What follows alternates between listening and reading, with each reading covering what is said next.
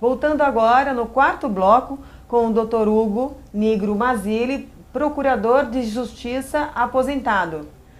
Doutor, o senhor elaborou o primeiro estudo sobre pessoas com deficiência. Como é que foi? É verdade. Em 1987, se não me falha a memória, eu era assessor de Cláudio Ferraz Alvarenga, procurador-geral. A bem da justiça, a ideia não foi minha, foi do procurador-geral. O Cláudio me chamou um dia e disse o seguinte: Hugo, eu gostaria que você fizesse um estudo sobre se o Ministério Público tem alguma coisa a ver com a defesa da pessoa com deficiência. Foi isso que ele me disse. Eu fui estudar a questão. Naquela ocasião, na década de 80, o Ministério Público não trabalhava com as pessoas portadoras de deficiência. O Ministério Público trabalhava com as pessoas incapazes. Então, por exemplo, se a deficiência de uma pessoa fosse mental e a pessoa tivesse uma incapacidade mental, o Ministério Público ia cuidar dela não porque ela tivesse uma deficiência, mas porque ela era incapaz para a lei civil. Então, o Ministério Público não tinha atuação nenhuma em relação às pessoas paraplégicas, às pessoas cegas, às pessoas surdas, às pessoas obesas, às pessoas discriminadas. Por quê? Porque essas pessoas não eram, para o Código Civil, incapazes. Então, o Ministério Público trabalhava nessa área. Mas quando eu comecei a estudar o problema, eu me convenci verdadeiramente de que aquilo tinha tudo a ver com o Ministério Público. Por quê? Porque as pessoas com deficiência somos nós. Um dia nós fomos pessoas com deficiência quando nascemos. E um dia nós seremos pessoas com deficiência se a idade nos permitir chegar lá.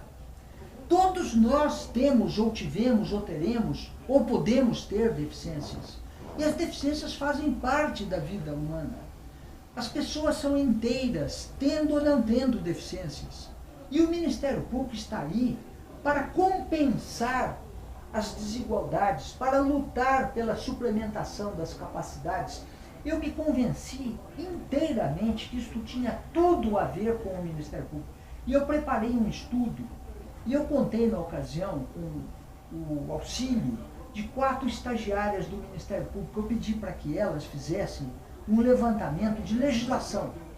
Eu vou ver se me lembro o nome de todas. Era a Cláudia Eda, hoje promotora, a Ana Luísa Lourenço Rodrigues, hoje promotora, a Ana Maria Izi, advogada, eu creio, e a Elaine Rangel do Nascimento, também advogada.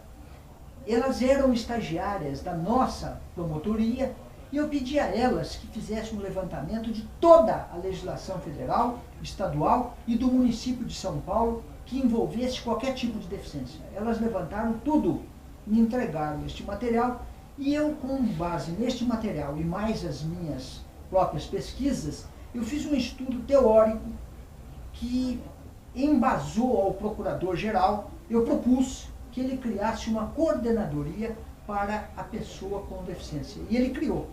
Ele criou, me convidou para ser o coordenador. Não era possível. Eu, naquela ocasião, como já disse, eu trabalhava com processos. Eu era o primeiro vice-presidente da associação. Assumi a associação estava na minha mão, a parte administrativa. Eu ainda era assessor do procurador-geral. Eu ajudava a todos e ninguém me ajudava. A verdade é que não era possível. Eu falei, não tenho como assumir mais este encargo. Foi a ocasião que o Cláudio convidou o José Roberto Santos Bedac para ser, e foi. Ele aceitou, foi um grande coordenador, foi o primeiro coordenador da área, e foi aí que o Ministério Público começou a cuidar da proteção da pessoa com deficiência.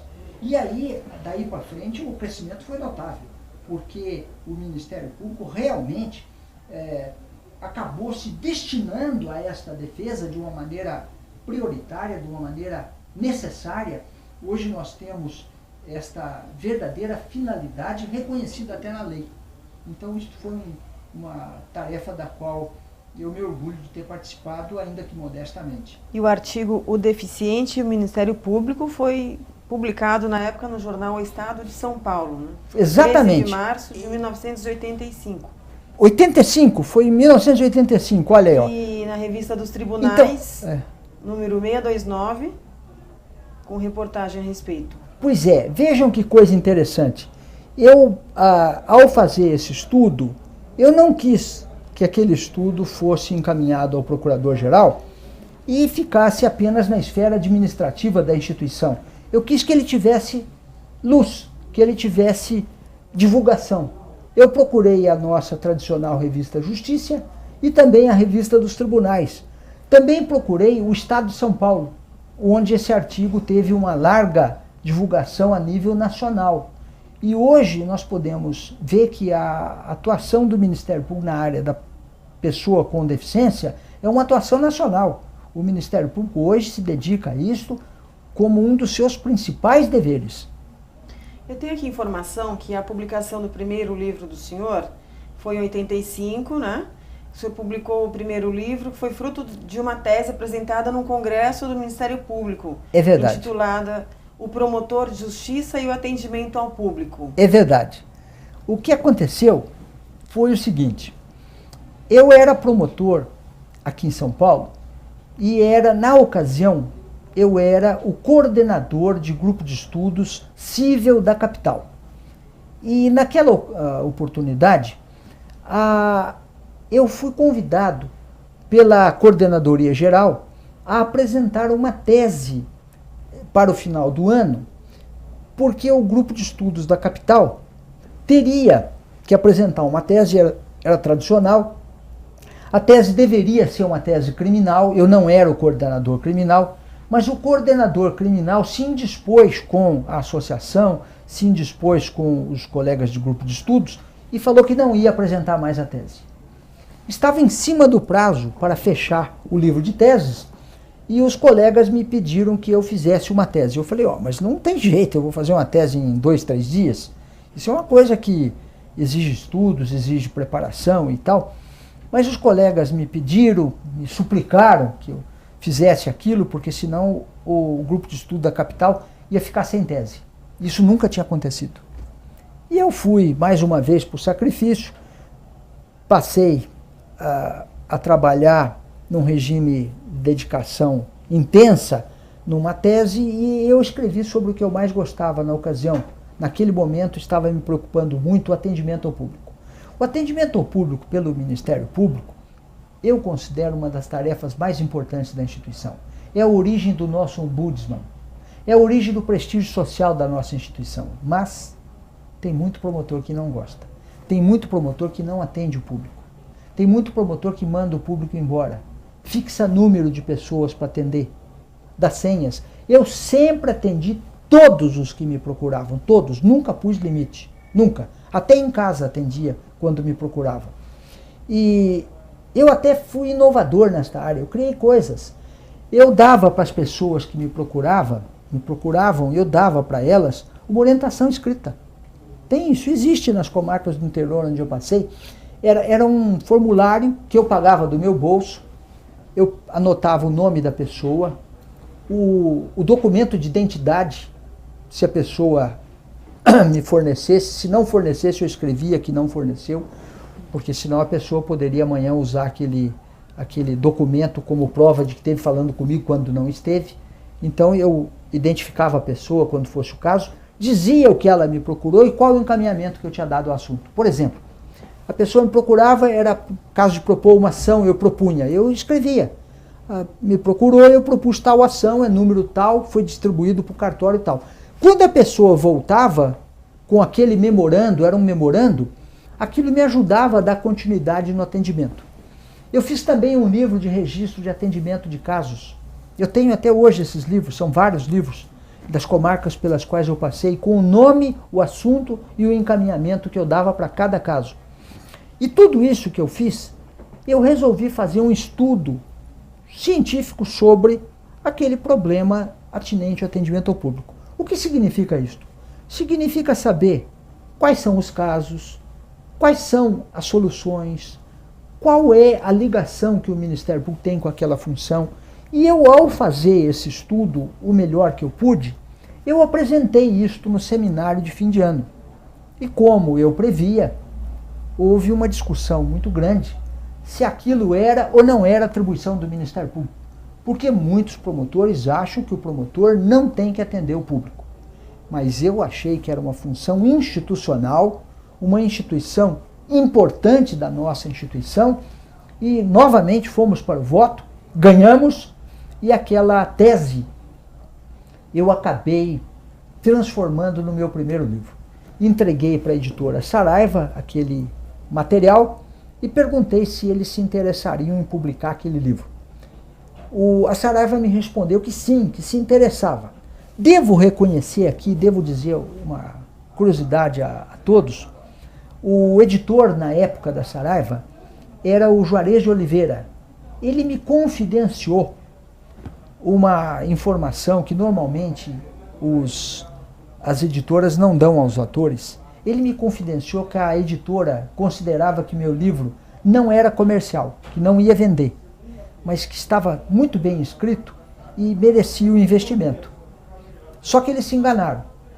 O meu livro vendeu todo em um ano, o que é um resultado muito bom para um livro comum e na nossa área jurídica. E a Saraiva me pediu a segunda edição, para um livro que foi publicado assim, mas como uma experiência. O Manual do Promotor de Justiça. Aí foi o que aconteceu o seguinte: aquele livro, ele cuidava do atendimento ao público, ele não era um manual do promotor de justiça, não era. Ele não era um manual. Mas eu pensei, o que eu precisaria para fazer deste livro um manual? Eu precisaria abordar as outras áreas de atuação do Ministério Público. A área civil, a área criminal, o júri, não só o atendimento ao público. Então eu fiz um enriquecimento da obra. Eu transformei aquela obra numa obra mais ousada. Eu transformei essa obra no Manual do Promotor de Justiça. Se aquela obra teve sucesso, esta segunda teve um sucesso muito maior. Foi realmente uma obra disputadíssima e a obra se esgotou, teve várias tiragens. Neste ínterim veio a Constituição de 88 e eu tive que atualizar a obra. Ao atualizar a obra, eu fiz a segunda edição do Manual do Promotor de Justiça. Essa segunda edição, então, teve tiragens de 10 mil exemplares, o que para um livro jurídico é uma tiragem já significativa. E eu acabei, nesta ocasião, cometendo um erro. Eu deixei esta obra sem atualizar durante alguns anos. Por quê? Porque era uma obra muito vasta. O campo total de atuação do Ministério Público é muito extenso. E depois, quando eu fui pensar em atualizá-la, o Ministério Público tinha mudado tanto, tinha crescido tanto, tinha tantas atribuições novas, que atualizar o Manual do Promotor de Justiça deixou de ser trabalho para um homem, passou a ser trabalho para várias pessoas, e eu não pude mais levar adiante esta tarefa. Mas eu fiz o seguinte, eu dividi a dificuldade. Como este Manual do Promotor de Justiça cuidava do Ministério Público na área penal, na área civil, nos interesses difusos, nas investigações, o que eu fiz? Eu fiz vários pequenos livros, hoje não tão pequenos assim, porque esses livros também cresceram, e eu acabei cuidando da atuação do Ministério Público na área da ação civil pública. É o meu livro, A Defesa dos Interesses Difusos em Juízo. Esse está na 27ª edição. Está no prelo, a 27ª edição. Eu fiz o Regime Jurídico do Ministério Público. Está na 8ª edição, também no prelo. Eu fiz o Introdução ao Ministério Público. Está também na 8ª edição. Fiz o Inquérito Civil. Está na 3ª edição, já me pediram a 4ª edição e eu ainda não pude completá-la, precisa ser atualizada. Fiz vários outros livros, até livro de informática eu acabei fazendo. Então, eu acabei escrevendo vários trabalhos, gosto de escrever, tenho o prazer de escrever. A minha ambição não é ser um jurisconsulto, não é isto. A minha ambição é mais simples. Eu tive esforço e trabalho para descobrir as coisas que eu descobri na minha instituição, para saber aquilo que eu consegui aprender. Eu tive esforço, como todos nós temos. Qual promotor que não se esforçou, não quebrou a cabeça, não debruçou-se horas e horas em cima de processos e livros para aprender aquilo que sabe. Eu apenas procurei escrever aquilo que eu aprendi, para servir de ponto de partida para outros que possam achar aquilo interessante. Na verdade, a minha ambição é apenas fornecer a alguém um ponto de partida melhor do que eu próprio tive, quando eu estudei aquele mesmo assunto.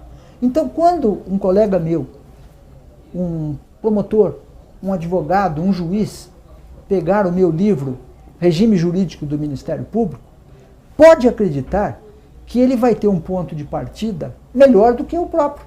Porque quando eu escrevi aquele livro, eu não tinha os conhecimentos todos que eu consegui reunir naquele trabalho, porque aquele trabalho hoje é fruto de 20, 30 anos de estudo. Isto foi o que aconteceu e que me motivou a escrever. E devo dizer, escrevo com alegria, escrevo com gosto, porque é prazeroso a gente procurar sistematizar as ideias, porque ao fazer isso a gente também aprende. Bom, aproveitando então, para o estudante que quer aprender a escrever com o senhor, qual é a dica? Bem, eu diria em primeiro lugar que é a leitura. Ninguém escreve bem se não for um leitor intenso. Então, quem não gosta de ler, nunca vai escrever bem. É preciso que uma pessoa que queira escrever, é preciso que ela queira ler, em primeiro lugar. Em segundo lugar, é preciso que ela estude, porque escrever não é apenas vontade, é também trabalho. Existe a conhecida frase de um poeta francês que a poesia é 90% suor e 10% inspiração. Eu acredito nisso. A maior parte do meu trabalho é esforço. Entra inspiração? Entra sim, entra muito. Eu não sou um repetidor. Eu não pego um livro estrangeiro, traduzo ou adapto as palavras. Eu escrevo as minhas ideias, mesmo quando as minhas ideias não coincidem com os maiores tribunais do país. Eu faço, eu escrevo. Eu sempre tive amor por defender aquilo no qual eu acredito. Isto eu acho importante. Eu procuro criar também. Como? Estudando problemas novos, aceitando desafios novos. E por fim, Dora, você pergunta o que é preciso para escrever. Eu acho que também é necessário ter dom. Todas as pessoas têm dons. Os dons são características que são repartidas no mundo. Mas os dons não são iguais. Os dons variam. Tem pessoas que têm dons para música, tem pessoas que têm dom para arte, para poesia, para o esporte. Para muita coisa existe dom. Todos nós temos dons. Eu não conheço ninguém que não tenha dom. As pessoas têm dons. Eu tenho a impressão que eu devo ter alguma facilidade, algum dom para escrever, porque, na verdade, desde menino, eu sempre me entusiasmei pela escrita. Meu primeiro trabalho publicado, eu tinha 9 anos de idade. Era uma criança, foi publicado numa revista infantil, chamada Brincando e Aprendendo, ou Brincar e Aprender. É uma revista que era publicada no Rio de Janeiro.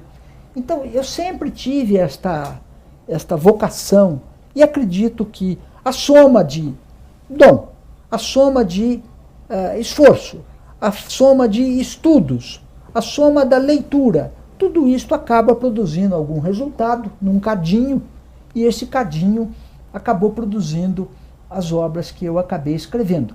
Eu tenho mais de 15 ou 16 livros individuais, mais alguns em coautoria, e sem contar as reedições, porque eu considero uma reedição um livro novo. Quero dizer que eu não me limito a pegar um livro e reeditar trocando uma vírgula, pondo um acento. Não, eu reescrevo. Muitas coisas eu reescrevo. Por quê? Porque a jurisprudência é viva. A lei está mudando. Os fatos sociais estão acontecendo. O meu primeiro exemplar de A Defesa dos Interesses Difusos em Juízo tinha 100 páginas. Hoje tem quase 1000.